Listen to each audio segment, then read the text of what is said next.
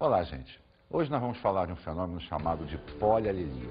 O que vem a ser a polialelia? É uma variação de genes no mesmo par de alelos.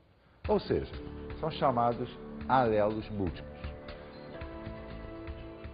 Isso significa dizer que nós não temos mais de um par para uma determinada característica, e sim uma variação no mesmo par de alelos. Então existe, entre aspas, mais de um gene trabalhando no mesmo par de alelos. É importante nós estudarmos os exemplos que nós vemos no dia a dia, na prática, em relação aos alelos múltiplos. E existem duas situações bem clássicas: a pelagem de coelhos e o sistema sanguíneo classificado de ABO. Vamos começar estudando a pelagem dos coelhos. Em coelhos existem 4 tipos de pelagem, ou seja, de coloração para os pelos. A primeira é chamada de selvagem ou agute, que dá uma coloração castanho acinzentada ao pelo do coelho.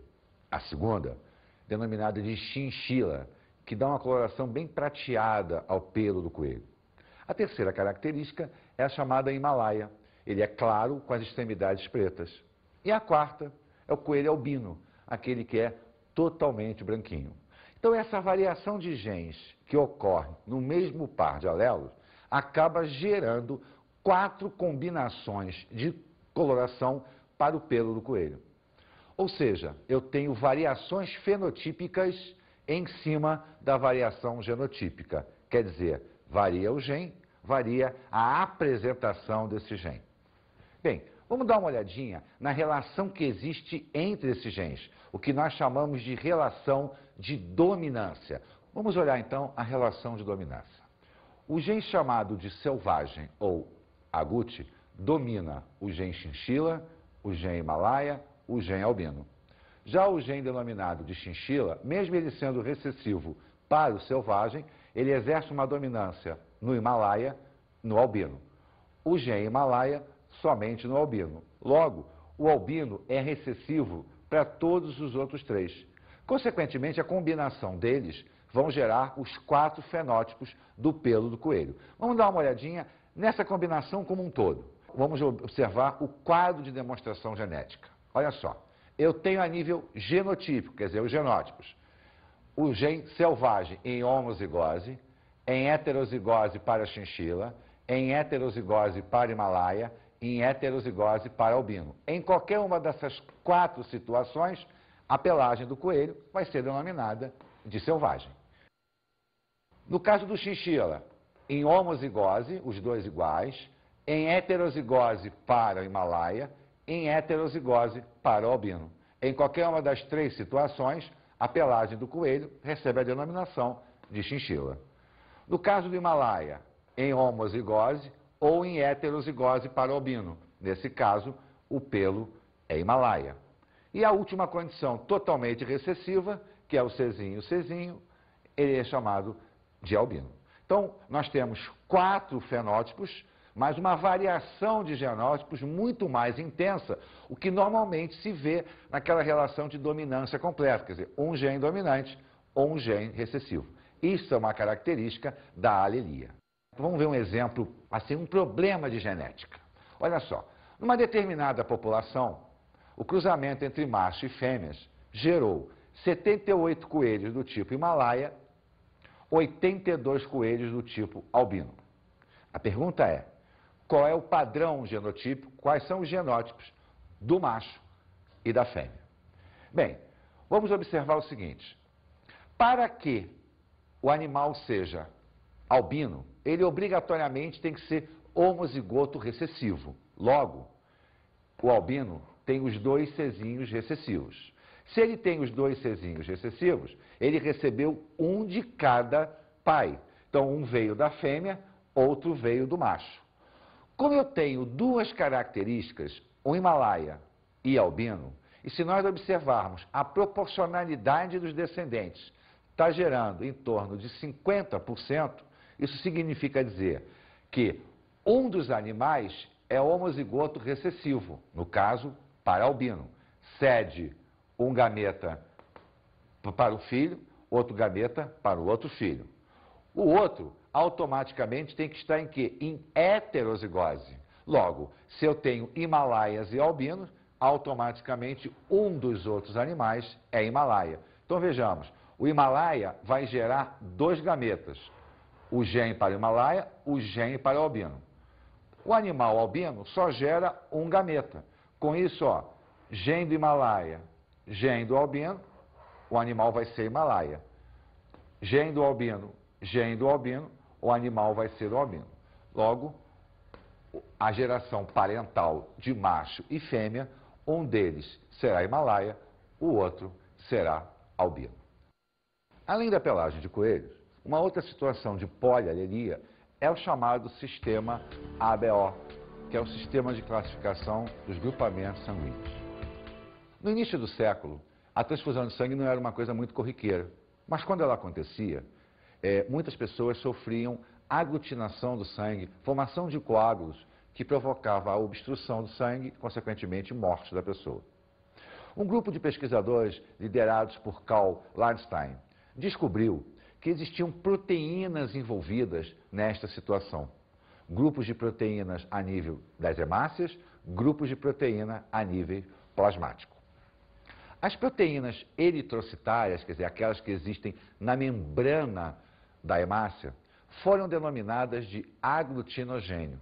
E existem 2, o aglutinogênio A, ou modernamente antígeno A, e o aglutinogênio B, ou antígeno B. Já as proteínas plasmáticas, que são na realidade anticorpos, foram denominadas de aglutininas anti-A, ou anticorpo anti-A, e aglutinina anti-B, ou anticorpo anti-B.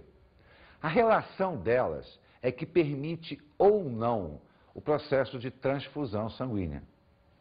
Para que possa existir a transfusão sanguínea, tem que existir a compatibilidade entre o sistema de aglutinogênio e de aglutinina. Agora, como o nosso organismo vai fabricar essas proteínas, seja elas de origem eritrocitária, seja elas de origem plasmática? Existem 3 genes envolvidos nesta situação. Os genes que foram batizados de IA, o gene IB e o gene Izinho. Sendo que a relação entre eles se dá de codominância entre o gene IA e o IB. Quer dizer, os 2 presentes, os 2 se manifestam. E a relação de dominância completa entre IA e IB e o gene Izinho. Essa combinação de alelos vai gerar o aparecimento de 4 fenótipos sanguíneos, batizados respectivamente de tipo A, B, AB e O. Para que a gente possa melhor observar isso, vamos dar uma olhadinha no quadro. Quando nós temos o gene IA em homozigose ou em heterozigose, nós geramos a proteína eritrocitária tipo A, o anticorpo anti-B. Como eu tenho o antígeno A, eu sou tipado como A.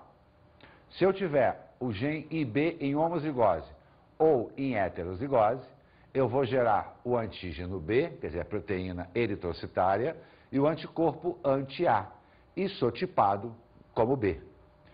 Se eu tiver o fenômeno de codominância, o gene IA e o gene IB, eu gero os 2 antígenos, o A e o B, mas eu não gero anticorpos. Dessa maneira, eu sou tipado como AB.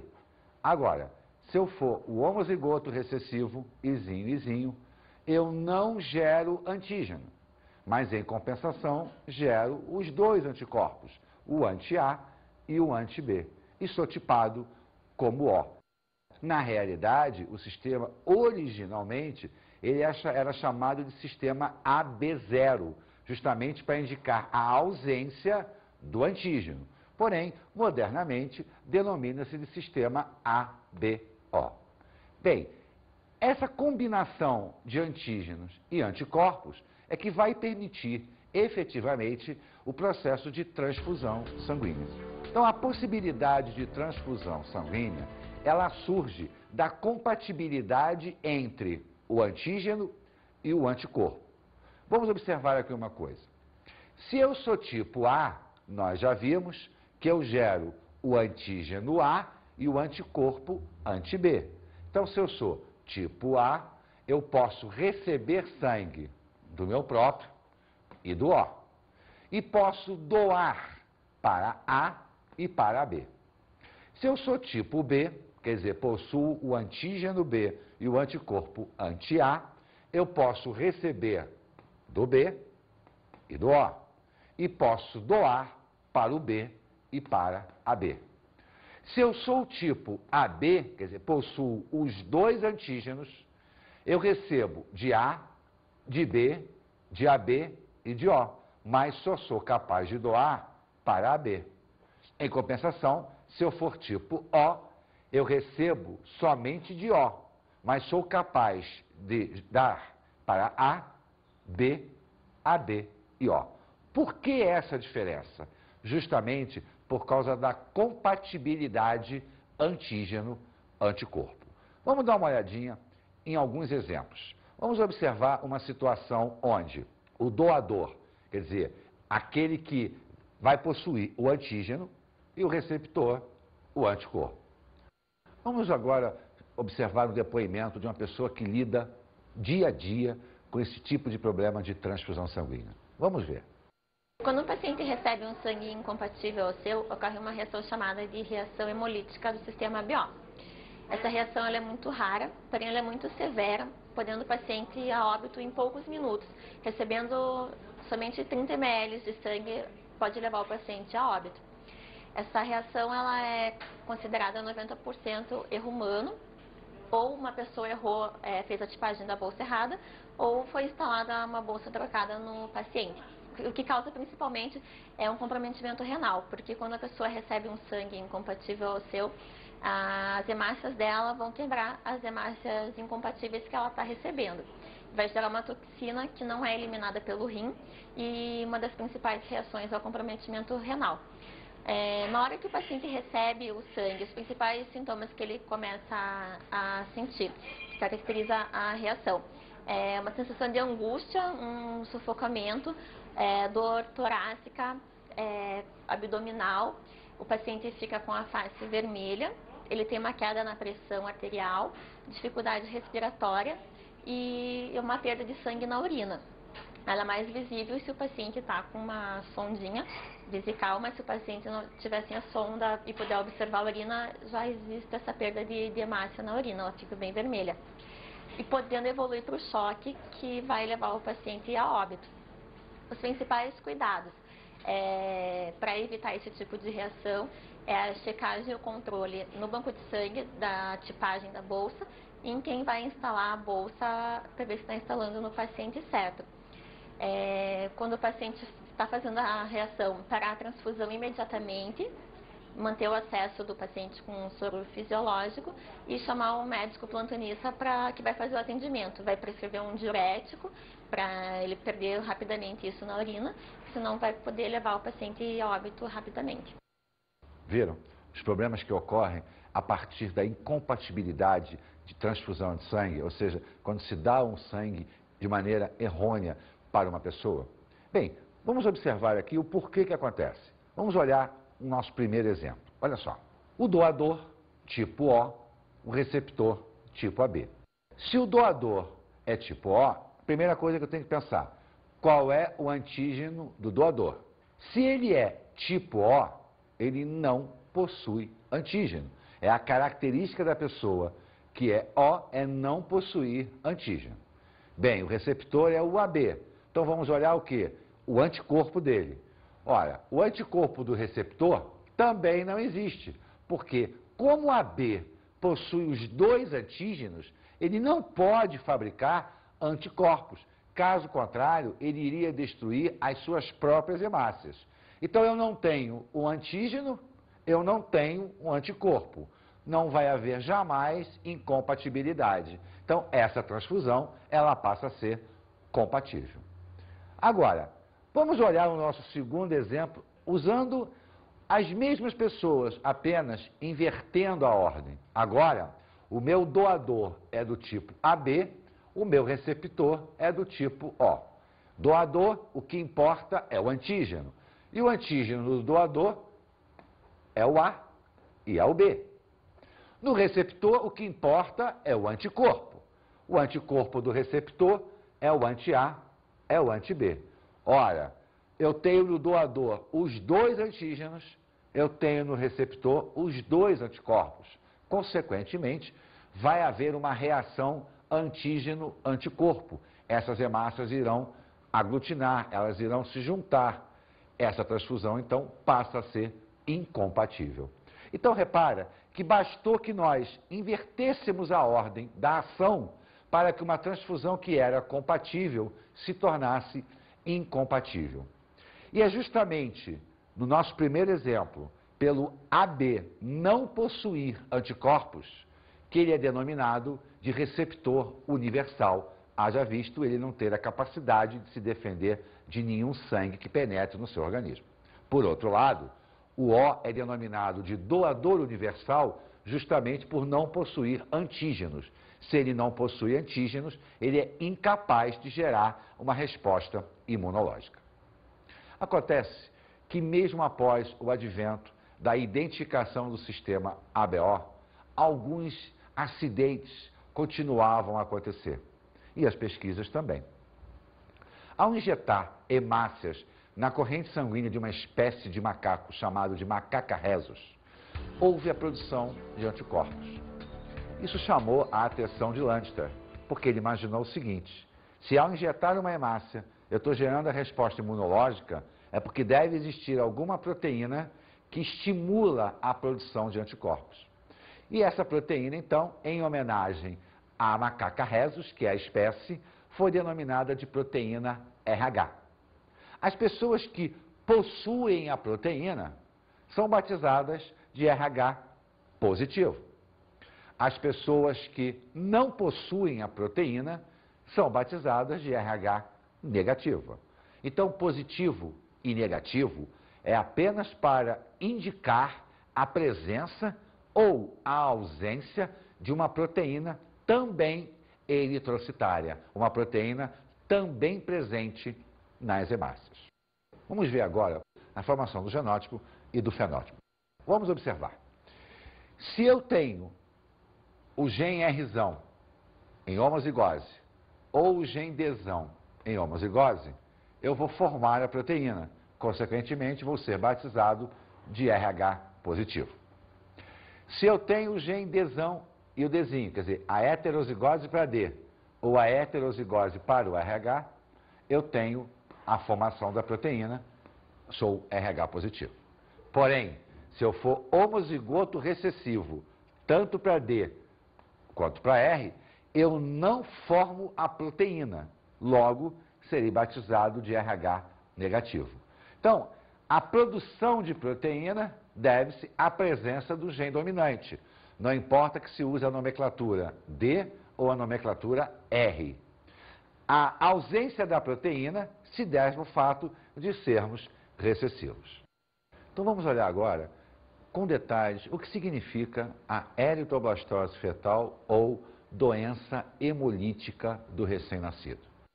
Bom, meu tipo sanguíneo é RH negativo, do meu marido é RH positivo. Quando nós resolvemos ter o nosso primeiro filho, nós fomos instruídos pelo médico em relação a alguns problemas que essa incompatibilidade sanguínea poderia ocasionar. Confirmado o tipo sanguíneo RH positivo desse meu primeiro filho, eu tive que logo após o parto administrar uma vacina chamada gama-globulina anti-RH, para evitar problemas futuros em relação a uma segunda, terceira ou quarta gestação, uma vez que a eritroblastose fetal pode trazer consequências graves ou até fatais, né? Pode ocasionar uma lesão neurológica grave, muito séria, ou ainda coisas mais simples, como uma icterícia, uma insuficiência hepática, mas de qualquer forma era alguma coisa preocupante. Para que isso possa acontecer, eu tenho uma condição básica, que é o fenótipo do pai, da mãe e da criança gerada. Vamos observar. O pai tem que ser RH positivo, ou seja, ele tem que possuir a proteína. E a mãe tem que ser RH negativa, ela não pode possuir a proteína. E para que a doença tenha a possibilidade de se instalar, a criança gerada tem que ser positiva. Isso porque, como a mãe é negativa, significa dizer que ela não possui a proteína no seu sistema. Se essa proteína penetra no sistema materno, ela vai gerar a produção de anticorpos, porque ao contrário do sistema ABO, quando você já tinha antígeno e anticorpo, para o sistema RH não existe o anticorpo pré-existente, como nós chamamos. Ele só vai acontecer se o organismo entrar em contato com a proteína que ele não conhece. Como a proteína ele não conhece, ele vai gerar uma defesa para essa proteína.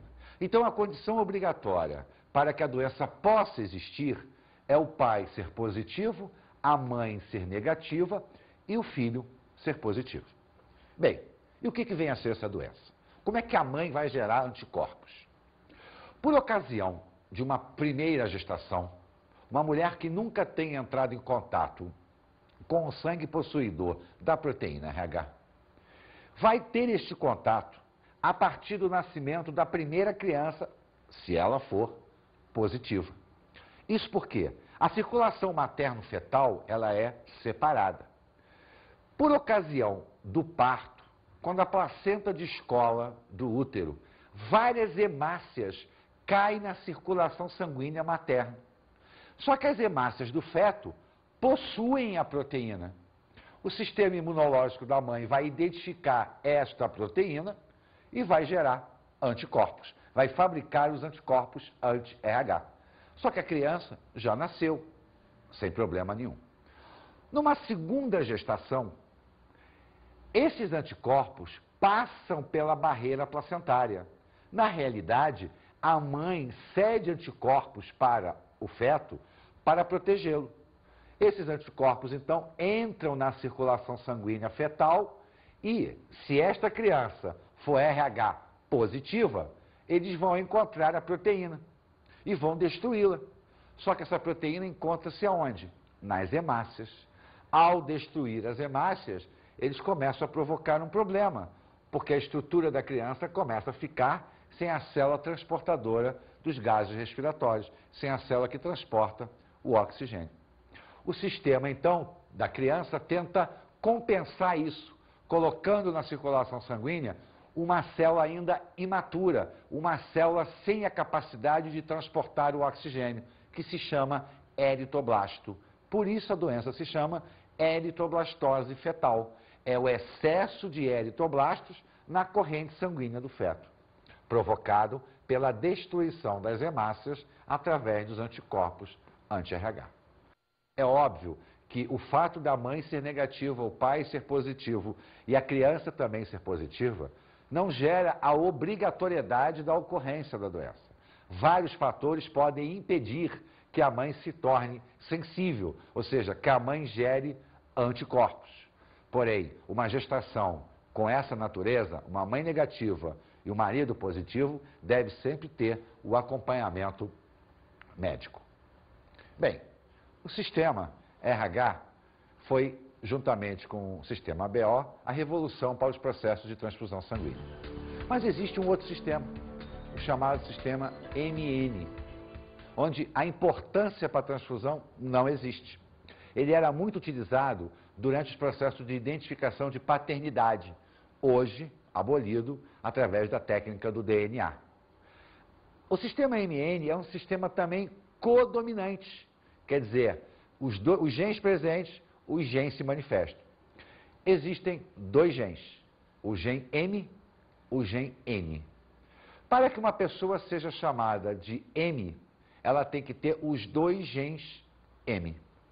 Para que uma pessoa seja chamada de N, ela tem que ter os dois genes N.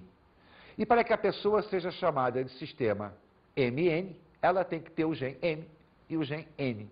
Então, na realidade, eu tenho duas proteínas, uma M, a outra N, que para a sua produção dependem de dois genes, o gene M e o gene N, que quando presentes em codominância, geram as duas proteínas simultâneas. Vamos agora às nossas dicas de estudo.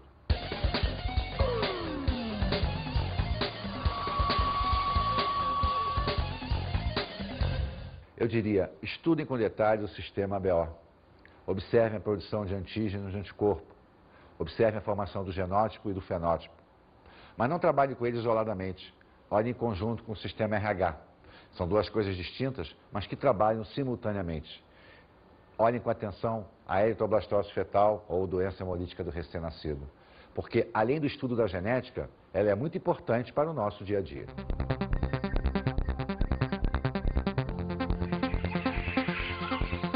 Na aula de hoje, falamos sobre polialelia, pelagem de coelhos e grupos sanguíneos. Vimos que dois exemplos são clássicos nesse fenômeno: a pelagem de coelhos e o sistema sanguíneo denominado de ABO. E analisamos as possibilidades de transfusão. Ao estudarmos a polialelia do grupamento sanguíneo, vimos as compatibilidades transfusionais, ou seja, a possibilidade de transfusão sanguínea. Estudamos também o sistema RH, visto que ele é importantíssimo no mecanismo de transfusão. Bons estudos!